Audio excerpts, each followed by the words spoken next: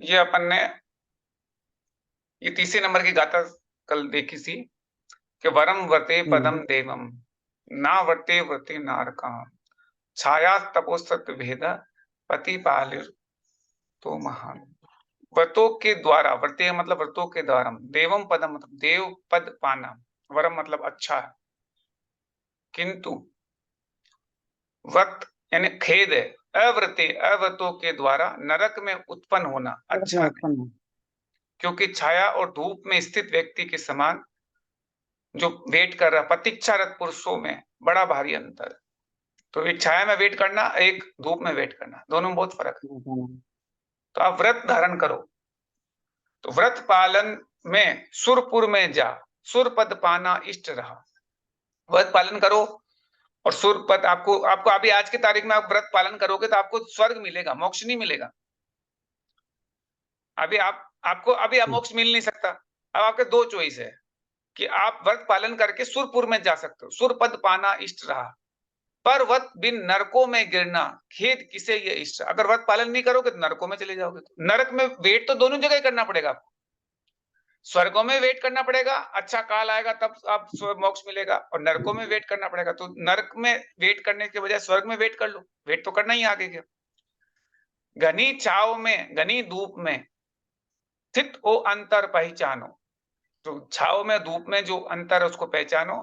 अरे हितेशी वतावतों में कितना अंतर तुम मानो, तो व्रत और अव्रत में ये अंतर तो जानो। कई आदमी कहते हैं, जैसे किसी से बात करते हैं ना कि क्या करे, क्यों व्रत धारण करे, तो मोक्ष तो अभी मिलेगा नहीं आपको, तो हम व्रत क्यों धारण करें, आराम से मौज मस्ती करो कि इस काल में आपको मोक्ष तो मिल नहीं सकता, ये तो सभी जानते हैं, तो फिर बाद में काय को व्रत धारण करना है।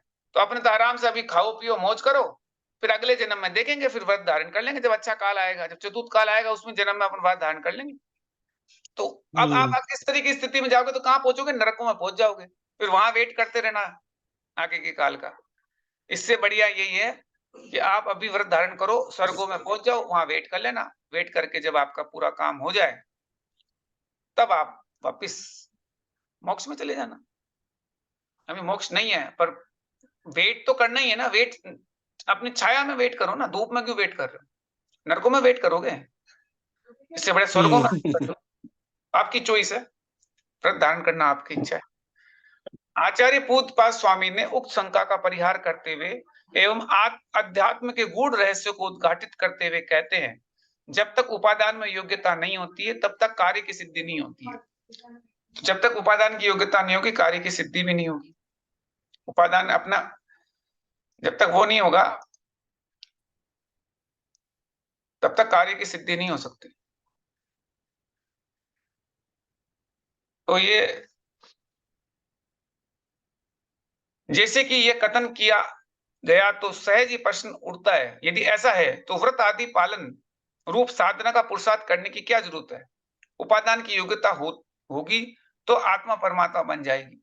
जब अपनी अभी योग्यता नहीं है अपनी, तो आप जब होगी तब आत्मा परमात्मा बन जाएगी। शिष्य के इस कथन पर आचार्य कहते हैं कि वस्तु व्यवस्था इस प्रकार नहीं है, किंतु वस्तु व्यवस्था तो यह है कि उपादान के साथ साथ निमित्त रूप व्रतादि पालन करने के साथ की साधना या पुरुषार्थ भी आवश्यक है, क्योंकि बिना साधना के साध्य की सिद्धि नहीं होती। तो आपको जो व्रत आदि जो निमित्त रूप है ना, ये निमित्त है व्रत आदि, इसका पालन करने से इसके पुरुषार्थ करने की बहुत आवश्यकता है, कि बिना साधना के आपको सिद्धि नहीं होगी। आपको साधना करनी पड़ेगी, व्रतों को धारण करना पड़ेगा, तभी आप आगे बढ़ पाओगे। उपादान का अर्थ कार्य नहीं है, किंतु कार्य रूप ढालने की योग्यता है, जिसके अंतरंग कारण कहते हैं। ये अंतरंग कारण है कार्य रूप में ढालने के लिए, तथा कार्य रूप ढलने में जो भी अन्य सामग्री सहयोगी बनती है उसे निमित्त या बहिरंग कारण कहते हैं। तो दो कारण हो गए, एक हो गई उपादान जो कार्य रूप ढलने की योग्यता है, जैसे कि सोने के पाषाण से सोना बन सकता है, तो वो सोने के पाषाण जो वो योग्यता है। मिट्टी का ढेला होगा तो उससे घड़ा बनेगा, तो मिट्टी के ढेले में योग्यता है घड़े बनने की, तो ये अंतरंग कारण हो गए। और कार्य रूप ढालने में जो अन्य सामग्री कहलाती है वो निमित्त कहलाती है या बहिरंग कारण है। तो ये दोनों कारणों की संगति होने पर एक कार्य की सिद्धि होती है। आचार्य महाराज शिष्य को पुनः कहते हैं, हे वत्स, तुमने जो शंका की है कि व्रतों का परिपालक तो निरर्थक हो जाएगा, ऐसा कहना उचित नहीं है। वो कहेगा व्रत का पालन कर, निरर्थक है। अभी तो पंचम काल चल रहा है, तो व्रत का पालन क्यों करे? वो निरर्थक है, समय मोक्ष तो मिलेगा नहीं। ये उचित नहीं है, क्योंकि व्रतादि का पालन करने से नवीन पुण्य बंध तो होता ही है, साथ में पूर्व अर्जित अशुभ कर्मों का एक देश क्षय अर्थात निर्जरा भी होती है। तो नया कर्म तो बनता ही है, तो निर्जरा भी होती है। ऐसा नहीं है कि एक आपको यही नहीं होता है कि आपको अशुभ कर्मों का एक देश क्षय अर्थात निर्जरा भी होती है। ये निर्जरा परंपरा से मुक्ति का कारण होती है। ये निर्जरा जो होती है ये आपको मुक्ति परंपरा से बनेगी मुक्ति का कारण। व्रतादिकों के पालन से नवीन पाप का आश्रय भी रुकता है। तो नया पाप का जो आश्रय, आप क्या करोगे? जैसे आप दो तरीके हैं, या तो आप आराम से अपना स्वाध्याय करो, आप मंदिर में पूजा करो, आप तीर्थ यात्रा करो, वहां जाओ, तो फिर आपका वो उसमें अगर आप पुण्य में लग जाओगे तो पाप से तो बच जाओगे ना, तो पाप का आश्रय तो रुक गया ना। ये नहीं करोगे तो पाप में लगोगे। आदमी कुछ तो करेगा ही ना। ये नहीं करेगा तो पिक्चर देखेगा, मूवी में जाएगा, होटल में जाएगा, डांस पार्टी में जाएगा, तो वहां पाप करेगा। और क्या करेगा? वहां डांस पार्टी में और वहां जाके वो क्या करेगा? पाप ही करेगा। और क्या करेगा? वो सब वहां माहौल ही वैसा रहेगा। वहां सब लोग के सब एक, ये तो कुछ नहीं है, सब फ्रूट का रस है और ये रस है, और बातों में आके फ्रूट का रस करते करते बियर में उतर जाएगा, बियर से करते करते फिर आगे बढ़ जाएगा। तो वो तो बेवकूफ बनाने के कारण तो वहां मिल ही जाएंगे आपको, उसमें कोई दिक्कत ही नहीं है। और फिर एक बार नीचे उतरना चालू कर दिया, फिर धीरे धीरे धीरे पाप का आश्रय बढ़ता ही जाएगा उसका।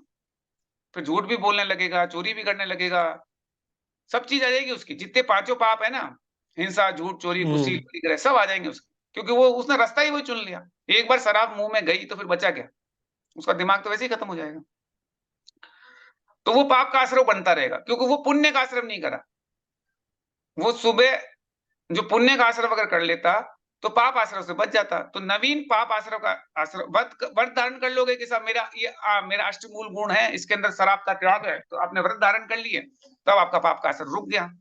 अतः तत्संबंधी संवर से जो उसे पाप को रोकना संवर कहलाता है। तो तत्संबंधी संवर से परंपरा से मुक्ति का कारण होता है। इसीलिए जब तक मोक्ष नहीं होता है तब तक मोक्ष का साक्षात कारण शुद्ध उपयोग, और शुद्ध उपयोग का कारण व्रताधिक पालन रूप शुभ उपयोग का होना अनिवार्य है। तो मोक्ष का असली कारण शुद्ध उपयोग। जब तक शुद्ध उपयोग नहीं है तब तक आप व्रत पालन करके शुभ उपयोग आप में आ जाओ, तो शुभ में लग जाओ। शुद्ध उपयोग तो आपका तब होगा जब आपको शुक्ल ध्यान लगेगा। शुक्ल ध्यान अभी लग नहीं पा रहा आपका, तो शुभ उपयोग में लग जाओ। आपका पक्का ध्यान तो अभी लग नहीं पा रहा, क्योंकि अभी आपके पास वैसा माहौल नहीं है, आपका काल वैसा नहीं है। चतुर्थ काल में नहीं हो, पंचम काल में हो, आपको तीर्थंकर भगवान का पाद मूल नहीं अवेलेबल है, भगवान के पाद मूल में नहीं हो ना आप। भगवान का आपको समूह शरण में तो नहीं जा पाए। अगर समूह शरण में जाओ, वहां के पाद मूल में बैठो और चिन्हवाणी को सुनो, तो हो सकता है आपको शुद्ध उपयोग में लग जाए। वो सब चीजें तो है नहीं। अब आपके पास जो है वो शुद्ध उपयोग की जगह शुभ उपयोग है, तो शुभ उपयोग में लग जाओ। इसके बिना शुद्ध उपयोग की भूमिका भी नहीं बनेगी, आपके आगे शुभ उपयोग में जा भी नहीं पाओगे। अगर शुद्ध उपयोग में तभी जाओगे तो शुभ में आओगे। इसीलिए व्रत आदि का पालन करने से स्वर्ग जाना फिर भी श्रेष्ठ है। तो आप व्रत को धारण करो, स्वर्ग में चले जाओ, किंतु अवृत्ति के साथ, असंयम के साथ नरक में जाना श्रेष्ठ नहीं है। अब असंयम धारण कर लो, बियर बार में वगैरह में पड़े रहो, तो नरक में तो पहुंच ही जाओगे। वहां जाना कोई अच्छी बात तो नहीं है। इस बात का एक दृष्टांत समझाने का प्रयास किया गया है। तब एक एग्जाम्पल बता रहे हैं। जैसे कोई दो पथिक अपने कार्यवश नगर के अंदर आने का विचार किया। अपने अपने कार्यवश दोनों पथिक नगर की ओर जाते हैं। गर्मी का मौसम है, चलते चलते थक जाते हैं। अपने कार्यवश वापस लौटने वाले तृतीय मित्र की प्रतीक्षा में दोनों पथिक रुक जाते हैं। 3 जने गए थे, तो 2 वापस लौट रहे, तीसरे का वेट कर रहे थे प्रतीक्षा में। जब तक तृतीय मित्र आता है तब तक के लिए दोनों पथिक में से एक तो वृक्ष की छाव में सुखपूर्वक विश्राम करता है। तो एक तो शांति से पेड़ के नीचे बैठ जाता है छाव के अंदर, इसकी पेड़ की छाया में, और वेट करता है एकदम शांति से बैठ के। और दूसरा कष्ट के साथ धूप की पीड़ा सहते हुए धूप में खड़ा रहता है। तो दूसरा आदमी धूप में खड़ा रहता है।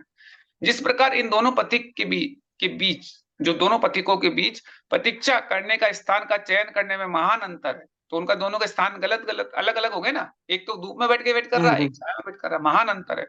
उसी प्रकार जब तक संसारी भव्य प्राणी मुक्ति प्राप्ति के कारण बुद्ध जब तक आप भव्य प्राणी हो। अब मुक्ति कब मिलेगी? उसके कारणभूत क्या-क्या चीजें? उत्तम द्रव्य, उत्तम क्षेत्र, उत्तम काल, उत्तम भाव आदि की प्राप्ति नहीं हो जाती है। जब द्रव्य क्षेत्र काल भाव आपके अनुरूप नहीं आ जाता है, अभी द्रव्य क्षेत्र काल भाव आपके अनुरूप नहीं है, तो जब तक इसकी प्राप्ति नहीं हो जाती है, तब तक उसकी प्रतीक्षा हेतु सुगति या दुर्गति कहीं पे भी रह सकता है। तो अब 2 ऑप्शन हो गए आपके, सुगति में भी रह सकते हो, दुर्गति में भी रह सकते हो।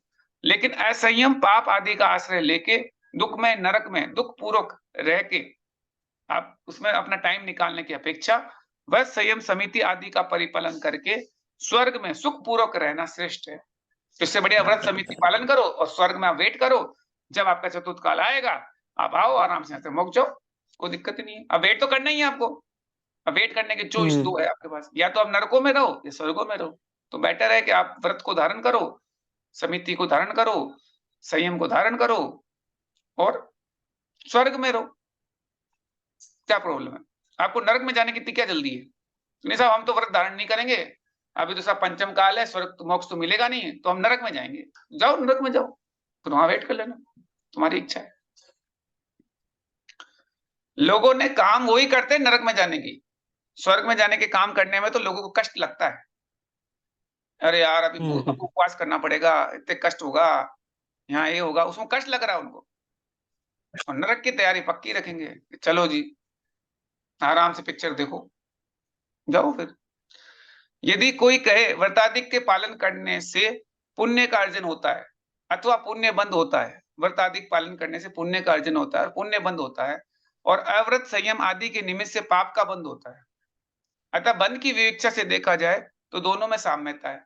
तो कई लोग ऐसे बोलते हैं कि आप व्रत पालन करोगे तो पुण्य का बंद होगा, और ऐसे हम कहोगे तो व्रत का ऐसे करोगे तो पाप का बंद होगा। तो बंद की विवेक्षा से दोनों में बंद ही हो रहा है, क्योंकि दोनों ही बंद तत्वों से जो दोनों दोनों ही बंद तत्व से दूर नहीं है, दोनों ही संसार में है, दोनों की मुक्ति नहीं होगी।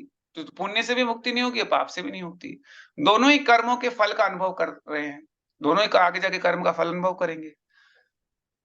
दोनों में समानता तो यही, आपको बंद तो आपको पूजा कर रहे हो या आप दान दे रहे हो या कुछ भी ऐसी एक्टिविटी कर रहे हो, तो आपका पुण्य का कर्म तो बंद ही रहा है ना आपका। तो इधर भी कर्म बंद रहा है, और आप अगर असंयम कर रहे हो, चोरी कर रहे हो, कुशील कर रहे हो, जो बाकी चीजें कर रहे हो, हिंसा कर रहे हो, उसके अंदर भी आपको कर्म का बंध बन रहा है।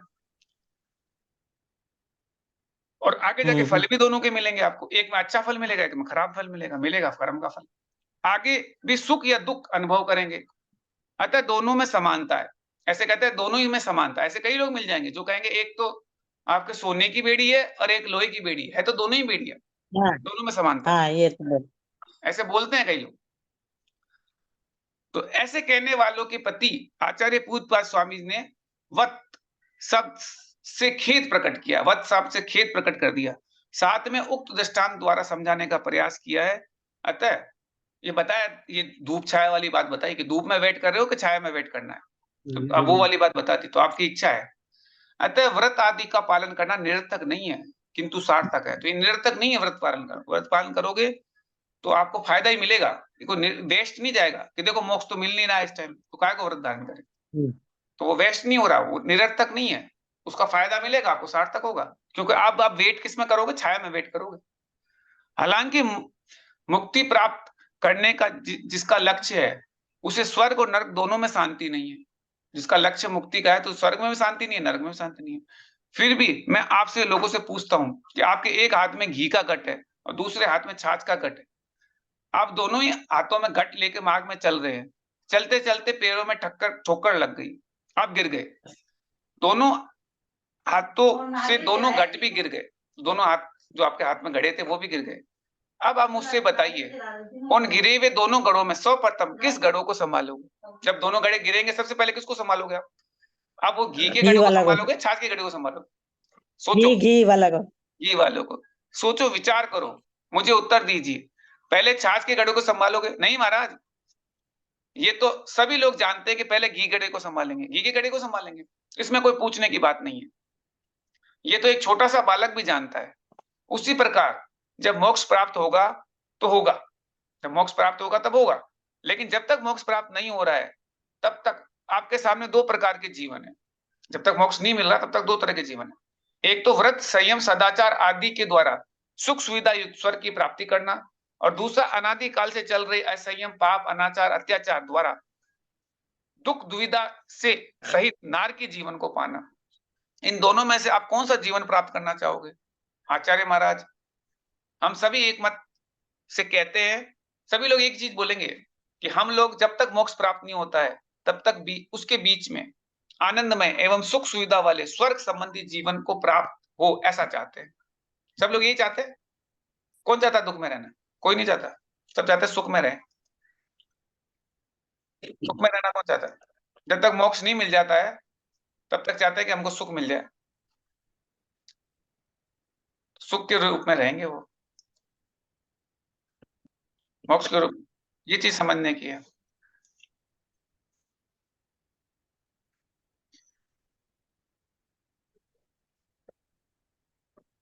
आप ही बताइए महाराज, कौन ऐसा मूर्ख है जो नरक के जीवन को चाहे? इसलिए आचार्य पूज्यपाद महाराज कह रहे हैं, यदि स्वर्ग प्राप्त करना चाहते हो तो व्रतादि का पालन करो, इसी में जीवन की सार्थकता है। क्योंकि स्वर्ग प्राप्त करने के लिए पुण्य चाहिए, और पुण्य प्राप्ति के लिए व्रतादि की पालने से ही होती है, व्रत पालने से ही होगी। अतः व्रतों का परिपालन निरर्थक नहीं है, लेकिन जो व्रतादि का परिपालन को निरर्थक बताते हैं, यह उनका अज्ञान हो सकता है। उसका ज्ञान ही है जो इसको कहते हैं कि व्रत आदि का पालन कुछ काम का नहीं। एक विशेष बात और ध्यान रखना चाहिए कि व्रत आदि पालन से मात्र पुण्य बंद नहीं होता है, किंतु मुक्ति प्राप्ति में कारणभूत पाप का संवर और निजरा भी होती है। अतः व्रत आदि का पालन परंपरा से मोक्ष का कारण भी होता है। ये परंपरा से मोक्ष का कारण बनता है। आगे जाके आपको मोक्ष मिलेगा जब आप व्रत धारण करोगे। तो इसमें बता दिया आपको कौन कौन से व्रत धारण करने हैं, ये अपन ने अच्छे से समझ लिया कि आपको शुरू के अंदर अनुव्रत धारण करने हैं। तो शुरू में आपको पहला प्रतिमा, दूसरी प्रतिमा, तीसरी प्रतिमा, चौथी प्रतिमा, ये प्रतिमा धारण करो आप शुरू।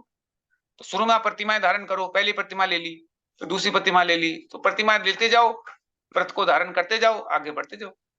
जब आपके अनुव्रत पूरे हो जाए फिर महाव्रत धारण कर लो और आपका जीवन सफल हो जाएगा। तो आप फिर स्वर्ग में जाओगे। और इसका उल्टा चलोगे तो नरक तो है ही, नरक में तो कोई टेंशन है ही नहीं, फिर वेट वहां करते रहना।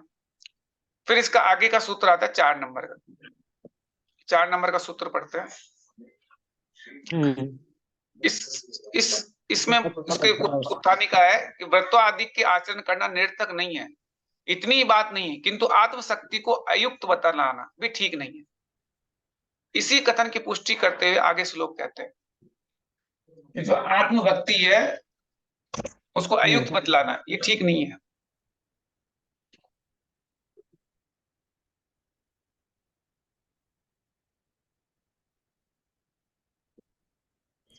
यत्र भावः शिवं दत्ते द्यहुकी यद्दूरवर्तिनि यो न यास्याशु गव्योतिं क्रोशार्थे किं ससीदति।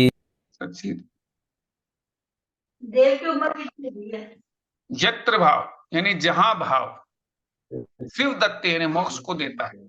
ये जहां भाव शिव दत्ते मतलब मोक्ष को देता है, वहां दो मतलब स्वर्ग की प्राप्ति कि ये दूरवर्तनी कितनी दूर है, जो स्वर्ग की प्राप्ति कितनी, जो मोक्ष का जो भाव आपको मोक्ष की तरफ ले जाता है, स्वर्ग तो बहुत पास में ही है, स्वर्ग तो दूर है।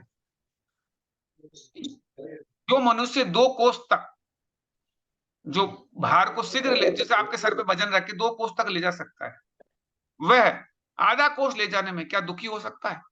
जैसे किसी किसी आपको आपको कोई ये सामान है, इसको 2 कोस तक ले जाओ, वो आराम से भाग के ले गया, तो उसे आधा कोस ले जाने में क्या दिक्कत होगी?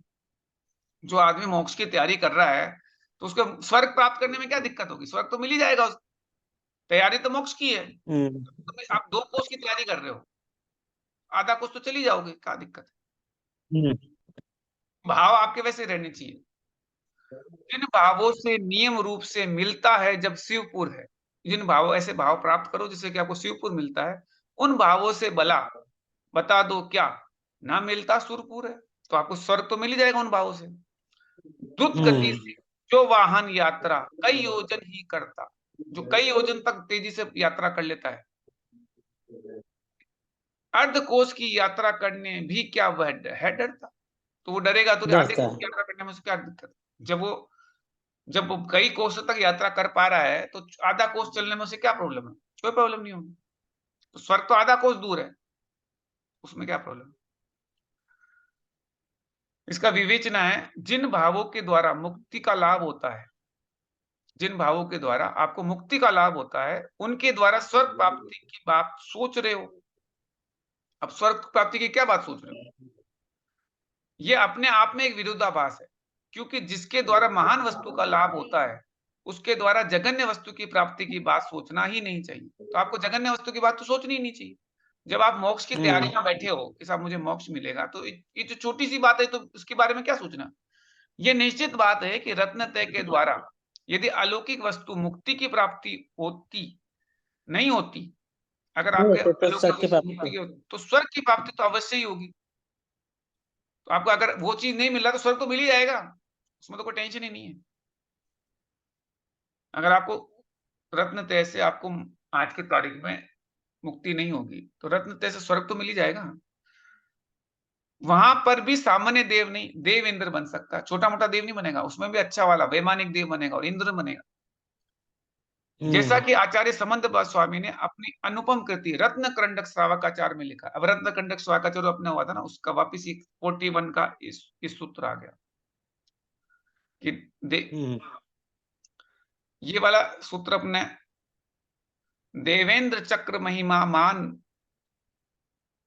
ममेयमानम राजेंद्र चक्रवर्ती वनिंद्र शिरोचरणीयम धर्मेंद्र चक्र मधिर कृत सर्वलोकम लब्ध्वा शिवम च जिन भक्ति रूपी भव। सम्यक दृष्टि जीव देवेंद्र चक्रवर्ती, जिसके संकेत पर 32,000 मुकुटबद्ध राजा कार्य करते हैं, मनचाही चीज उनकी चरणों में समर्पित करते हैं। उनके साथ ही एक बड़ा पद धर्मेंद्र चक्र का भी है, जो तीनों लोकों में तहलका मचाने वाला होता है। सारे के सारे आकर्षण का केंद्र जिनकी ओर आकर्षित हो जाते हैं, रूप की अपेक्षा, भवितव्य की अपेक्षा, लाभ, हुकूमत, वैभव की अपेक्षा, ज्ञान की संयोजन की अपेक्षा आदि जो कोई भी अच्छी वस्तुएं हैं, वे सारी की सारी केंद्रित हो जाती है, आश्रय पा जाती है। जिस प्रकार ढलान पर पानी डालो तो लुढ़कता चला जाता है, उसी प्रकार तीन लोक का सारा वैभव लुढ़कते लुढ़कते जिनके चरणों का आश्रय पा लेता है। ऐसे उन धर्मेंद्र अर्थात तीर्थंकर पद को, जो धर्मेंद्र बोल रहे तीर्थंकर पद को, तीर्थंकर को धर्म धर्म का इंद्र धर्मेंद्र, तीर्थंकर पद को सम्यक दृष्टि जीव प्राप्त कर, ये धर्मेंद्र है। ये कौन धर्मेंद्र है? वो पिक्चर वाला धर्मेंद्र नहीं है, ये तीर्थंकर पद वाला धर्मेंद्र है। हाँ, तीर्थंकर पद जिसको बोलते हैं वो धर्मेंद्र है। तीर्थंकर का अर्थ समझते हो? जिससे सारा संसार तिर जाए उसे तीर्थ कहते हैं। ऐसे तीर्थों का जो निर्माता ये संपादक होते हैं वो तीर्थंकर कहलाते हैं। ऐसे जिसे सारा संसार तिर जाए वो तीर्थ है, और वो तीर्थ को बनाने वाले तीर्थंकर, जिनके जन्म से ही तीर्थ प्रारंभ हो जाता है। यहां तक कि सभी अभी वे स्वर्गों में ही है, जैसे उनके जन्म से पहले वो स्वर्गों में ही है, किंतु मनुष्य लोक में सुख शांति का विस्तार प्रारंभ हो जाता है। अभी तक वो आए ही नहीं धरती पे, स्वर्गों में बैठे हुए, और यहाँ पे सुख शांति चालू हो गई। जैसे भगवान जब गर्भ में आते हैं तो उससे पहले ही आपका काम चालू हो जाता है। जब भगवान गर्भ में आते हैं ना, 6 महीने पहले से ही आपकी शांति का विस्तार चालू हो जाता है। 6 महीने पहले, अभी तो गर्भ में आए हैं। आज भी भगवान नेमिनाथ भगवान गर्भ में आए थे आज के दिन। आज नेमिनाथ भगवान का कल्याणक है। हाँ। अभी भगवान आई हैं, उससे पहले 6 महीने पहले से आपकी तैयारी चालू, क्योंकि वे 3 लोकों के नाथ माने जाते हैं, 6 खंड के अधिपति चक्रवर्ती माने जाते हैं। लेकिन तीर्थंकर 3 लोक के अधिपति माने जाते हैं। वे लोक को एक प्रकार हिला देते हैं, एक तरीके से पूरे लोक को हिला सकते हैं। संसार का पूरा वैभव उनके पास होता है, नहीं चाहते हुए भी सारा वैभव उनके पास आ जाता है। ऐसा क्यों? उन्होंने धर्म की साधना की, साधना करने वालों को अनेक प्रकार का श्रेय मिलता है, और फिर तीर्थंकर के द्वारा जो साधना उपासना होती है वह तो अद्भुत अलौकिक होती है। तीर्थंकर के वर्तमान काल में जो साधना होती है, लेकिन अतीत में भी उन्होंने ऐसी ऐसी भावना बाई कि सभी प्रजा का, राजाओं का कल्याण हो, सभी सतपथ पर चले, सभी को ऐसा दिव्य नेत्र प्राप्त हो जिसके द्वारा वह अपनी आत्मा का अवलोकन कर सके। जैसे वो पहले भी कई भवों में ऐसे तो नहीं आज ही उन्होंने अच्छा काम किया, उसे कई पिछले बहुओं में खूब अच्छा काम किया होगा कि ऐसे नेत्र मिल जाए जिसे आत्मा का अवलोकन कर सके। 16 कांड भावनाओं के फलस्वरूप तीर्थंकर तत्व प्राप्त होता है। 16 कांड भावना भाते हैं तब तीर्थंकर पद मिलता है। 12 भावना और 16 कांड भावना में बहुत अंतर होता है।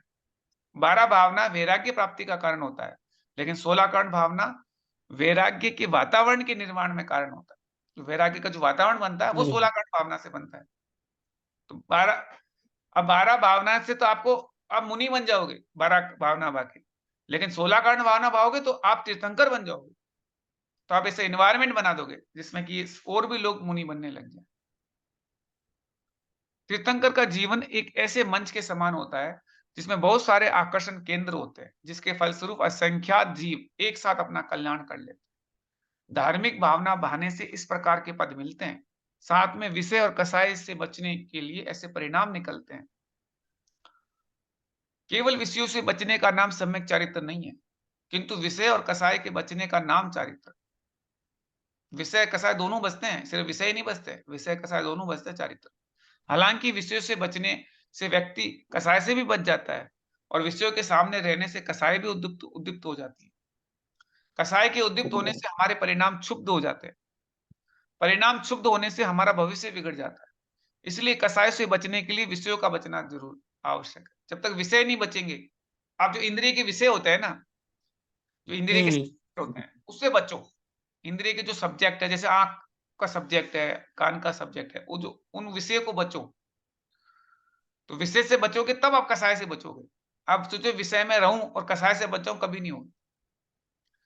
मैं कपड़ा देखता रहूं कितना सॉफ्ट है, कितना सॉफ्ट है, कितना सॉफ्ट है, ऐसे महसूस करता रहूं, अरे बड़ा मजा आ रहा है, अच्छा अच्छा नरम नरम कपड़ा है।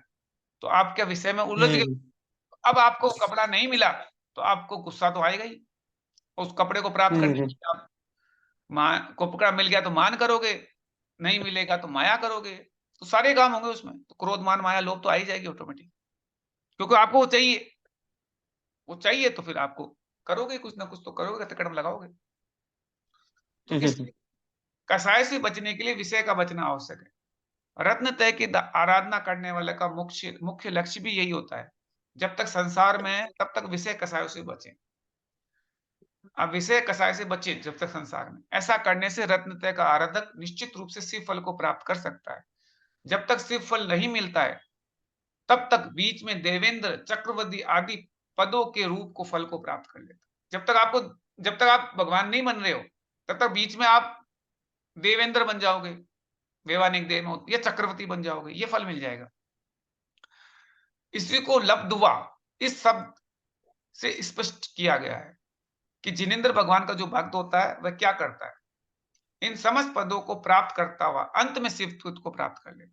तो आपको जो जिनेंद्र भगवान का भक्त शुरू में पहले चक्रवर्ती बन जाएगा, फिर देवेंद्र बन जाएगा, और फिर लास्ट में जाके वो धर्मेंद्र बन जाएगा, यानी तीर्थंकर बन जाएगा।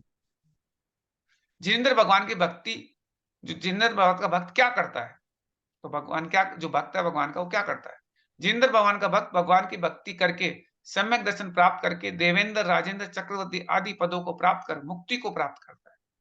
आचार्य समन्वत स्वामी जैसे बुद्धिमंत महान दार्शनिक ने अपनी कृति रत्न करंडक सावकाचार में सम्यक दर्शन का महत्व दर्शाते हुए अनेक श्लोक की रचना की। उन्होंने कहा है कि संसारी प्राणी अनंत सुख चाहते हुए भी सम्यक दर्शन के द्वारा सांसारिक सुख मिलता है या नहीं, ये भी देखना चाहता है।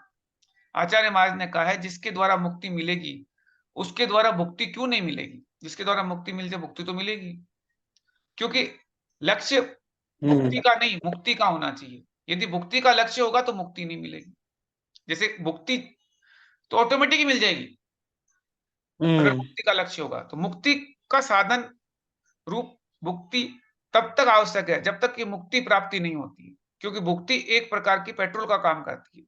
आप गाड़ी क्यों खरीद लेते हो, पेट्रोल डालने की अपेक्षा से, ये यात्रा करने की अपेक्षा। आपने गाड़ी किस लिए खरीदी कि उसमें पेट्रोल डालेंगे, ये यात्रा करेंगे, यात्रा करने के लिए। हाँ, उसी प्रकार आचार्य कहते हैं कि मुक्ति की यात्रा करने के लिए भक्ति रूपी और मुक्ति रूपी पेट्रोल स्वतः ही मिलेगा। तो भक्ति और मुक्ति के पेट्रोल आप स्वतः मिलेगा मुक्ति की यात्रा करोगे। कंपनी से गाड़ी निकालने से पहले उसकी खुराक उसमें रखी रहती है, फिर बाद में गाड़ी बाहर आती है। बिना पेट्रोल के गाड़ी बाहर कैसे निकलेगी। पेट्रोल तो पहले आवश्यक है। जिसको सामने मुक्ति नजर आ रही है उसको तो हमेशा मुक्ति के लिए भक्ति करते चलते जाना चाहिए। मुक्ति रूपी पेट्रोल स्वयं मिलता चला जाएगा। इसलिए पेट्रोल की चिंता मत करो, यात्रा की चिंता करो। तो आपको चिंता किसी करनी है? यात्रा। पेट्रोल तो अपने आप मिल जाएगा। आदमी क्या पेट्रोल की चिंता में लग जाता है कि क्या होगा, पेट्रोल चाहिए, पेट्रोल चाहिए। पेट्रोल तो मिल ही जाएगा, तुम यात्रा तो करो पहले। अब अपन देव की उम्र कितनी होती है? अब देव की उम्र तो बहुत अलग अलग, देव की अलग अलग उम्र होती है। अब जिनवाणी स्तुति करते हैं। जावाणी के ज्ञान ते सुजे लोका लोक, सो वाणी मस्तक धरे सदा दे तो दो। हे जिनवाणी भारती सोई जपो दिन रेन, जो तेरा शरण आ गए तो पावे सुख चैन।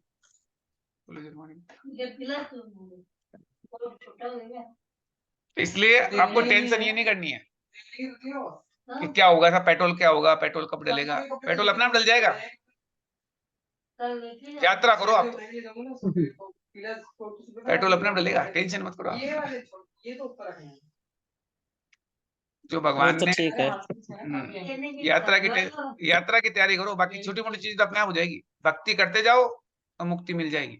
भक्ति में कमी मत करो, भक्ति करोगे तो मुक्ति मिल जाएगी। भक्ति नहीं करोगे तो फिर कुछ नहीं होगा।